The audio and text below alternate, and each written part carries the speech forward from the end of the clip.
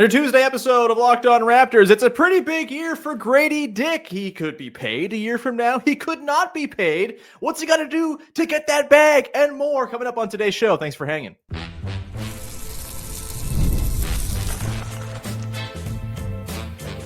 You are Locked On Raptors, your daily Toronto Raptors podcast, part of the Locked On Podcast Network, your team every day.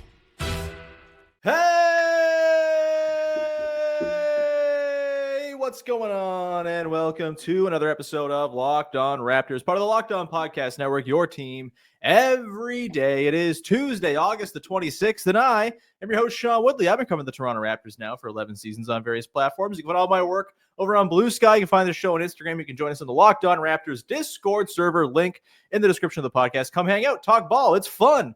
Today's show is brought to you by friends over at FanDuel. Football season's around the corner. Visit the FanDuel app today and start planning your futures bets now. And we're off and running here on a Gradey Dick Tuesday of the podcast. A bit of a forgotten man on this team. Lots to be made about the starting five and the future of RJ Barrett and the fit of the main guys who make lots of money on the team.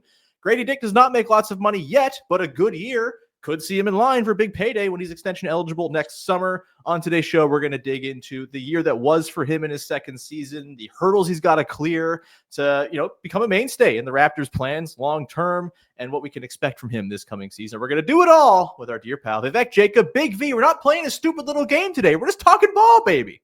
Look at that. A week off of the stupid little game. But Don't worry, there'll be more. I'm going away for a couple weeks. We're probably going to pre-can a whole bunch of stupid little games. So don't you worry, little piggies out there. You'll get your stupid little game fix. Yeah, and I'll be ready. Excited to talk some Gradey Dick. And as you mentioned, a bit forgotten, but I do think that he is going to have an important role to play this summer. We will get more into that, I'm sure. And ready to crack at it.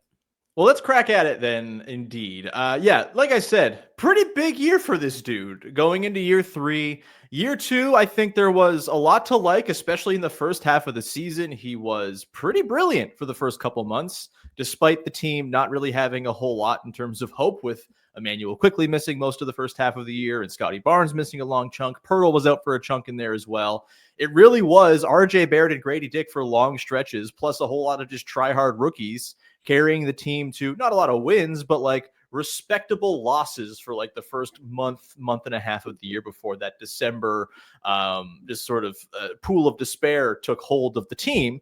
In those first couple months, Gradey Dick was arguably the single most impactful player the Toronto Raptors had. Certainly was on offense. When he was on the floor on offense, the team was just a whole lot better. It ended up staying that way over the course of the season as well. Outside of Jakob Pirtle, no one had better on-off offensive impact metrics on the team per cleaning the glass, per NBA.com. Wherever you look, Gradey Dick was making the offense work more effectively. Defensively, continues to be a struggle. We'll get into that as we go forward here. But going into his third season here, I think it's easy to forget how lost he looked as a rookie and how damn good he looked at the start of last year, because by the end of last year, he had kind of fallen off. He obviously missed the last month and a half with an injury, and he, very clearly had just kind of lost gas after carrying such a heavy burden through the first part of the year. I'm way more leaning towards the first half of the year than the second half of the year as sort of my linchpin for what I'm expecting for him going forward. I'm curious for you, are you in the same boat, or are you a little more concerned about what we saw down the back part of the year where the shot fell apart, the defense was catastrophic, I guess we could maybe say, and he just didn't seem to have the juice that he did in the first part of the season? I'm with you from an energy and intensity perspective. I think the energy and, just the overall strength that he had added was certainly there to see in those first, 20, 30 games. And I think that made a big difference in how he was able to play. And then I think obviously as the season wears on, the conditioning gets challenged, the role he had. So that's where I think in terms of looking at those first 20 to 30 games, the role he had then is not going to be the role that he has in this upcoming season. No. And so we will see what that looks like, and having more opportunities where he'll get clean catches, good looks at the basket, doesn't have to do as much off the bounce. I think that should help him with his efficiency. And so I think that's probably the big thing. And I think it was great. The probably the best part of what he showed in those first 20 to 30 games is the fact that he could show in a score in a myriad of ways. And I think to get all those reps are things that will help him in the long term. And it was just, I think the struggles he had later are just kind of, short-term pain for a long-term gain. Yeah, for sure. I mean, during that first part of the season, man, again, it's easy to forget because it was the start of the year and everything after that wasn't so hot. But like the shot making that was on display from him in the early part of the season where he was putting up 20, 25, 30-point games. He was averaging, I think, almost 20 points a game for a stretch before things kind of fell off. Like, I don't think it's a stretch to say that just if you just go on pure shot making talent, he might be the second best pure shot maker on the team behind Brandon Ingram at this point. Like, maybe you take Quickly. I think if you just go on like pure efficiency, Quickly certainly edges him out. Better 3-point shooter. We know that Dick has to, I think, find that 3-point stroke at sort of a higher 30s clip for it to really kind of sing. Although I think it's a little overblown with him because it's very clear defenses are horrified of him, horrified of him getting loose away from the ball. And like, he has gravity, even if he's shooting 35%. But if he starts shooting 39% with that gravity, oh boy, look out. Things get real interesting. But is that crazy? Is he the second best shot maker on the team? Just like a guy you give the ball to and you feel good that when he rises and fires, it's going in? Am I like over my skis on that one?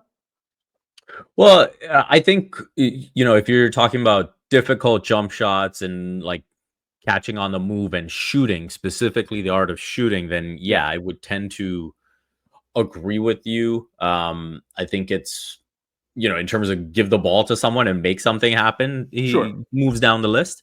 But I do think specifically in the skill set of jump shooting, then I think the variety that he's able to offer there, I think, that's a convincing argument to make.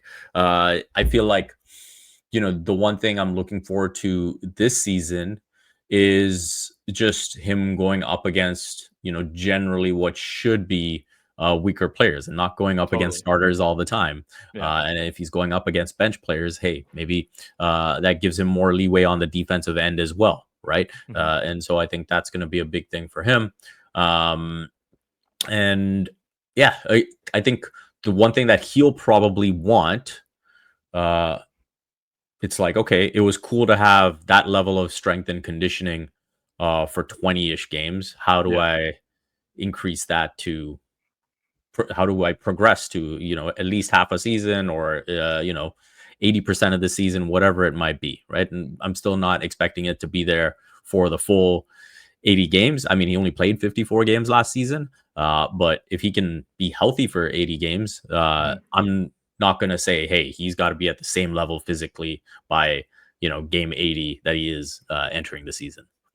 Yeah. I mean, we talked on Friday with Katie about how his summer has been largely spent in cornfields in Kansas. So hopefully he's just like lifting bales of hay in an endurance style fashion to really build up that, that muscle resilience. I don't know. Can you tell I don't really work out? I don't know. But I think to your point, we talked a lot about how Brandon Ingram is going to benefit a lot of guys on the team just by sort of lessening the burden, changing their role a little bit, knocking them a bit down the pecking order. I don't know if there's a single player who might stand to benefit more than Gradey Dick from the newfound role on the team. Like, he's just going to get to go in there with second units, presumably to start. We'll get into whether he could be starting on the team by season's end a little bit later on, but off the hop, he's going to come in with the second unit. He's going to have defense around him, and he's going to just get to kind of let it fly and be not the main guy, because there are going to be starters sprinkled in and staggered throughout those in-between lineups, but, second, third option. I think that's very much the role he's going to occupy coming in off the bench. And if you're doing that against second units with his level of shot making and gravity, pretty exciting stuff. I am bullish on the Gradey Dick experience going into this year. And I think really go back and watch the first 20, 25 games last season to kind of refresh your memory of what a fresh and healthy and just kind of feeling himself Gradey Dick is capable of on offense. We will talk about the defense among some other hurdles that he's going to have to clear to really make himself a long-term piece of the plans here coming up in just 1 second here, because that defense certainly a limiting factor. More coming up just a sec.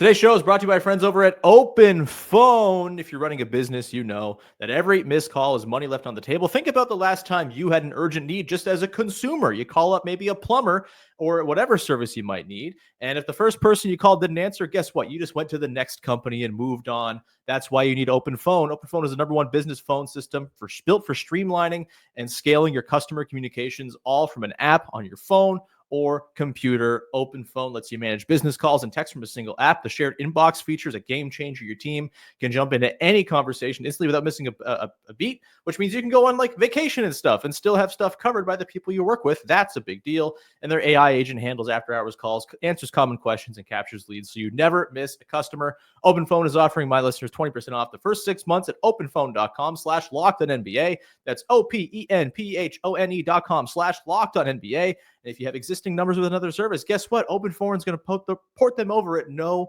extra charge. That's pretty sweet. Open Phone, no missed calls, no missed customers. Back out here with Big V, Vivek Jacob from Raptors in 7, from Basketball Insiders, from cricket coverage on my Instagram feed. He's so handsome. Big V, let's continue talking about Gradey Dick and the hurdles he's going to have to clear. We know he can jump high. We've seen it in the TikTok videos. He's going to have to clear some high hurdles, I think, this year to maintain his position as, you know, if not the sort of most prized prospect in the Raptors ranks. I think probably second behind Murray-Boyles. But there's guys, you know, biting at his heels. Jacoby Walter is there in particular. I think a lot of competition.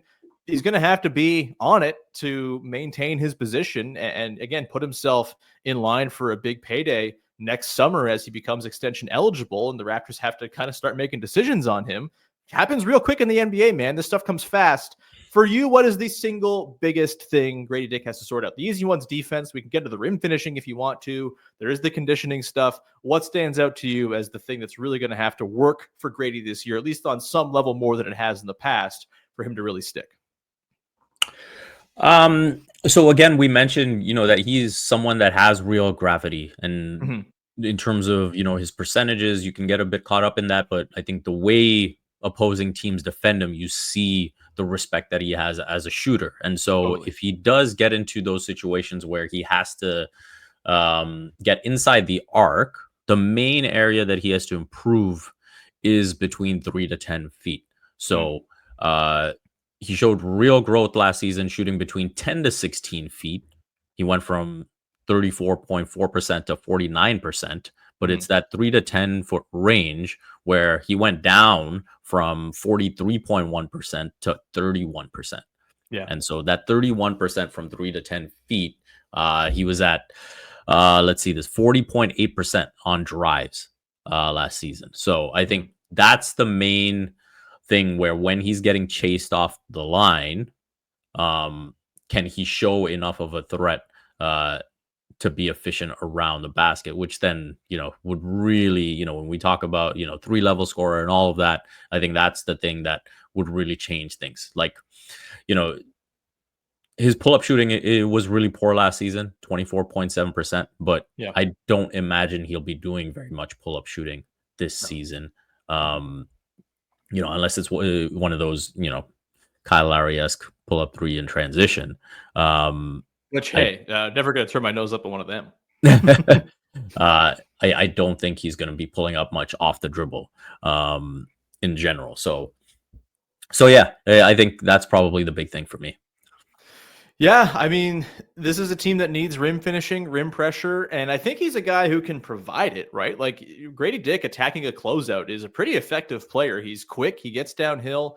You know, he's not the strongest guy in the world, but he's able to kind of use those long strides to get where he wants to go. He got to the rim 28% of the time last year, which is in the upper half of the league, 55th percentile per clean the glass. Not amazing, but like better than a lot of the other members of the Toronto Raptors. And the finishing just, you know, in that range, you know, the sort of 6 to 10 range, I think also encompasses, or the 3 to 10 range, you know, the way they do it on cleaning the glass, the rim shot is, I believe, inside 6 feet, and he shot 53% at the rim per clean the glass last year, 7th percentile, just not good enough. And he was better as a rookie, 60%, still not great, but like closer to respectable. He's got to get back there and more for the rim stuff to really be a thing for him. And so he can be, not just a shooter.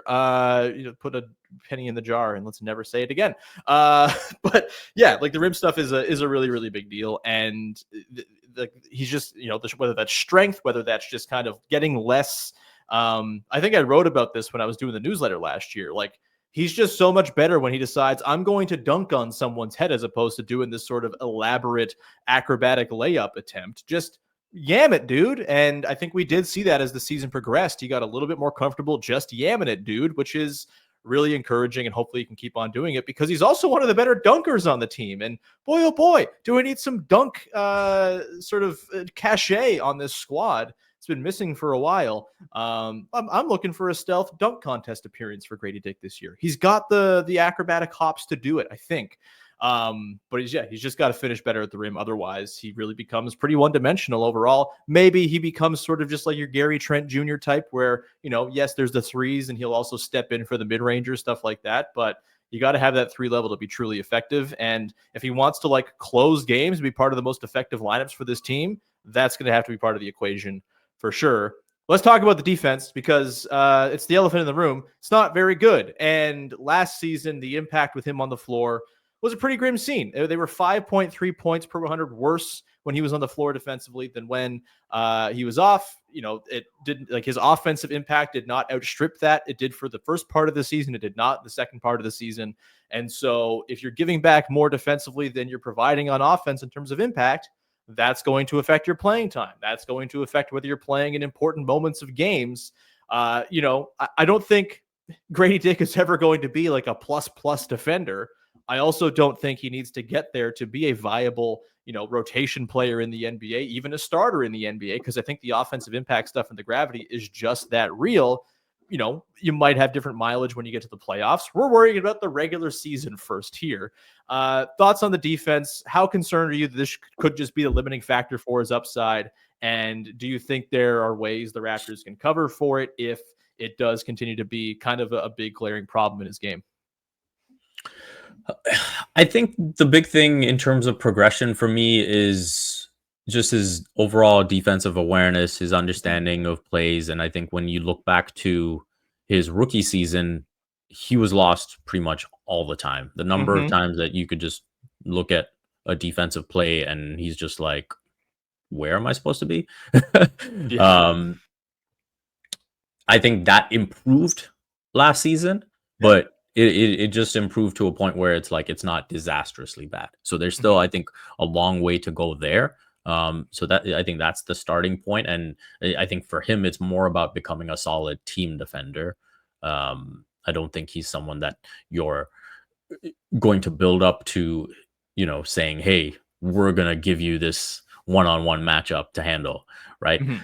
So I think it's about working his way up to being a team defender. And that comes down to being really on top of what opposing schemes are, plays, and then communication, because then that's when you're switching at the right time. That's when you're calling out cuts at the right time. You've got your head on a swivel. You're constantly aware of what's going on. And I think those are the steps that he needs to start taking.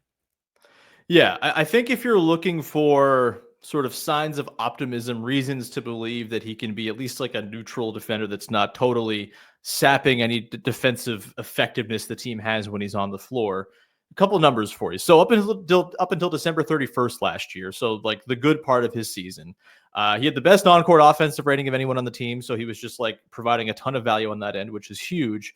And then defensively, they were only 1 point per 100 worse when he was on the floor versus off up until December 31st. Now, they were still losing these minutes, but he was not hemorrhaging just by being on the floor the way he was as the season progressed, and his lineups just didn't stand a chance. Also, if you look at his minutes where he shared the floor with Scotty Barnes and Jakob Poeltl, we've talked a lot about how the Scotty-Yak duo, those two dudes on the floor, made the Raptors really good at defense basically at all times last year.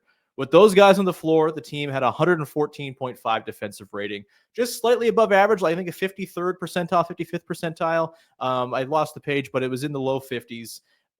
That's at least mildly encouraging that he can at least be covered for defensively. And I also think, he's not going to be playing in starting lineups with RJ Barrett, who I think it kind of is like a double multiplier of bad off-ball defense when those two guys are next to one another. I know Brandon Ingram's not exactly your classic stopper, but I think he's a better defender than both of those guys, and he's just functionally long, so that's helpful. And I really believe in the power of that Scotty Pirtle duo. You throw them in with bench guys, and you're going to have Jacoby Walter and Jamal Shed doing the high pickup point, nasty on ball thing. You've got Colin Murray-Boyles to take on big responsibilities when it comes to, the chief assignments defensively. I think there will be ways they can cover for Gradey to kind of let his 3-point shooting and gravity shine. And I think there's a pathway here to just making him a neutral defensively, which I think is all you're really looking for with Gradey. But yeah, like it's he can't just get like totally moved off the spot like he doesn't exist, like he's just this little wisp of air that's getting blown away. He's got to be a little sturdier at the point of attack. And again, we'll see what this means come playoff time if the Raptors get there. I think it's going to be like a reason to really want the Raptors to make the playoffs this season is to get a look at what Gradey Dick looks like in a postseason environment before you pay him money this summer. I think that matters a lot. Matters for a lot of these guys, frankly, although most of them are already paid. But with Gradey, like before you make a big investment in his next contract, with him being extension eligible, like you got to know this guy is not going to be a total non-starter, someone who cannot play in a playoff environment. And this is a big year for figuring that out. Of course, Big V will come back into the side, get into our hopes for Gradey for this year, where we think he's going to play. Could he find himself starting by season's end, and what kind of lineups do we think he's going to really sing in? We'll get into all that coming up to close out the show in just one sec. Today's show is brought to you by our friends over at FanDuel. August 26th. Today is officially FanDuel Futures Day, a brand new holiday for football fans who live for bold predictions and preseason hunches. For just 24 hours, FanDuel is giving you deals on NFL season predictions. So whether you're calling your MVP, eyeing a long shot division winner, or ready to crown your next Super Bowl champion before week one even kicks off, this is your moment. As I've said, I'm maybe getting back into football this year. I'm back in a fantasy league for the first time in like 5 or 6 years. My friends, they just got so desperate they came crawling back to have me back part of the league, and it might mean that I take up football again. I'm not going to be a Titans fan like I was in the past. I'm not going to go waste my life doing that. Life's too short to stay a fan of the Tennessee Titans, but maybe I'm going to jump myself onto the Bills bandwagon. And what better way to do that than to throw some money down on them winning the Super Bowl here today on August 26th, which is FanDuel Futures Day. Visit the FanDuel app today and start planning your futures bets now, because Futures Day is one day only, and that's today. FanDuel, play your game. Wrapping things up here with Big V as we talk Gradey Dick and our hopes and dreams for him in his third NBA season this coming year, a year where he's likely to find himself in the six-man role. We talked about him a little bit last week, where I believe you picked him as a potential six-man of the year in our long shot awards draft. I liked that one quite a bit. Think it's very possible. I also think there's a chance he could be starting by the time the season is out, whether RJ Barrett proves to just be a rough fit and they move him to more of a super six-man role, or the, often rumored and discussed and definitely not disagreed with trade by people in the YouTube comments takes place by the deadline. I think there's definitely a world in which Gradey Dick, by the time February, March, April roll around, is starting for this team next to Emmanuel quickly in the backcourt with Ingram, Barnes, and Pirtle rounding things out. And I frankly think that stands a chance of being just their most potent lineup offensively, maybe by a long shot. And I'm really curious to see if they can roll that out there, even if Grady's not starting. But what do you envision for the role here for Gradey? Is it just like a full season of six-man duty? Do you see him closing games? We'll get into sort of the competition with some of the other guys coming up here too. But just as far as sitting here on August the 26th, what do you expect to see from Gradey role-wise this coming year? Yeah, role-wise, it's going to be, I think, that prototypical six-man, come in, be a gunner, get points up in a hurry, hold your own defensively. I think that there is going to be an opportunity for him to close games, when he's red hot and he's just commanding so much respect from the defense that you just have to have him out there. Most likely candidate that he would be in for is probably Jakob Poeltl. We've seen the Raptors. Okay. We've seen the Raptors in the past, kind of close games without Yak, and you be a little bit forced into those situations. we'll see if, part of that is going to be if Yak continues to show an uptick in his free throw shooting, or if he's good at it now. Better than RJ Barrett last year from the line. And yeah, and then I think it will come down to RJ Barrett as well. I think at the end of the day, RJ, like his ability to get to the basket, I think that's a big thing for this team. Defensively, in terms of who they would rather cover for, I think RJ will probably get the nod. So yeah, I think there's going to be opportunities where it makes sense to have Scotty at the 5. And on those nights, if Gradey is going, I could see him being in those closing lineups. I'm going to push back on that a little, because I think like quickly Dick, Barrett, Ingram, Barnes lineup probably gets totally roasted defensively, as much as Barnes is a good mess cleaner. Like, that's a little dicey to me. But yeah, you're right. Pirtle in the past has not closed games. I think that was more a function of when they still had Pascal Siakam, and just like the spacing was so dire.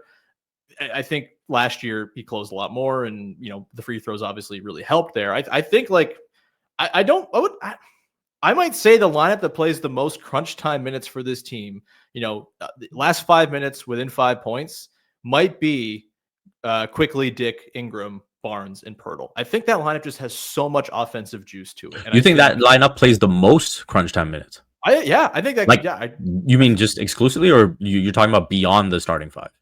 Like, of all lineups, I don't think the starting 5 is going to close a lot of games together, because I think the fit's going to be weird. And I think the defense from RJ, combined with the sort of tricky fit, the lack of shooting in space, like I just think if you're going to have a bad defender out there, I'd rather have the guy who defenses actually care about in the form of Gradey Dick. And so I think that lineup's going to close a ton. I actually think, Ochai Agbaji stands a chance of closing in that spot as well, if they need a little bit more of a defensive look as opposed to Dick or Barrett. Actually, let me ask you this question. Who closes more games? Gradey Dick, Ochai Agbaji, or RJ Barrett? Who you got? RJ Barrett. Okay. I think for me, the starting 5 is by far going to close the most amount of games. Even when I said the Gradey Dick in for Jakob Poeltl, that was more of just like, an option. Right. I do think that the way this team is set up, at the end of the day, those are the 5 guys getting paid the most, and they are going to be out there when it matters. That's fair. That's fair. I mean, again, I think they've kind of maybe telegraphed they don't think Barrett's long for the team. And so I wonder if they kind of view it as both a thing that helps juice the offense, and B, it's more of a developmental opportunity for late game reps for Gradey or Jacoby Walter or Ochai. Like, I'm not sold on RJ totally closing all these games. And I know the people in the comments are going to get mad because everyone thinks I hate RJ Barrett. I don't. I just think I'm realistic about him, but that's fine. I could definitely see them going offense, defense, and Ochai being in there for segments, Jacoby being in there for segments, maybe at certain times, depending on who they're going up against. Maybe it's Jamal Shed in there. But I do feel like, as long as RJ is on the team, I do expect him to be closing most games. Fair enough. I think too, like, to go to your point of if Pirtle's sitting, like a lineup where it's like IQ, Gradey, Ingram, Barnes, and Colin Murray-Boyles could kind of be interesting. I get some of that switchability and a little bit more beef in the front court. Yeah, I mean, this is the thing. Gradey Dick fits with everybody offensively, right? Like, he makes every lineup just make more sense offensively. And so I think we're going to see him as that sort of extra little sprinkled ingredient into a lot of these looks. Do you think there's a chance, we'll close on this, like, again, I think you probably classify Dick. I know Samson, Raptors Republic, did like a whole thing kind of scouring NBA scouts and what they view on the Raptors prospect guys. And Gradey was number 2 behind Colin Murray-Boyles in that sort of consensus list. Do you think there's a world in which like he just gets supplanted by Jacoby Walter by season's end in terms of like guys you project the most from going forward from the Raptors young guy horde brigade, whatever we're calling it? Yeah, 100%. There is a chance because at the end of the day, Jacoby Walter has, I think his floor defensively might be higher than Gradey Dick's ceiling defensively. And sure, that at the end of the day is going to get you opportunities, to be on the it's floor. All in the shot for Walter. Like if he can shoot, man, exactly. If he can knock down threes, like after the All-Star break last year, he shot it great. from deep. If he's anywhere near that, like it's going to be tough for Gradey.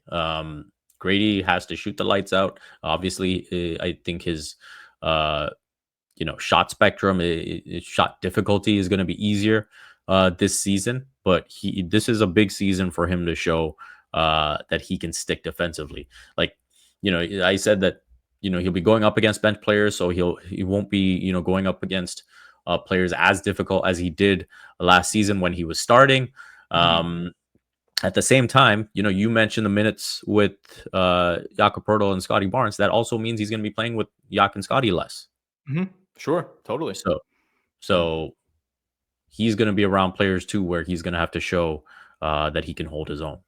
Yeah, 100%. And like I said, I think there's good cover for him in Walter and Murray-Boyles and Shed in those second units too. And so I don't think he's going to find himself in a lot of situations where he's on a total island defensively and there's not a lot of cover or insulation. But it's a well-taken point. You're not out there with Scotty and Poeltl as much, although, again, I think he's closing a lot of games. Going to be out there a lot with them. But, yeah, I think, the defense is going to, that's a big determining factor, man. I will say, very excited to watch Gradey Dick and Jacoby Walter, kind of be like a bench tandem because they are such kind of inverses of one another a little bit while having similar strengths when it comes to the shooting stuff.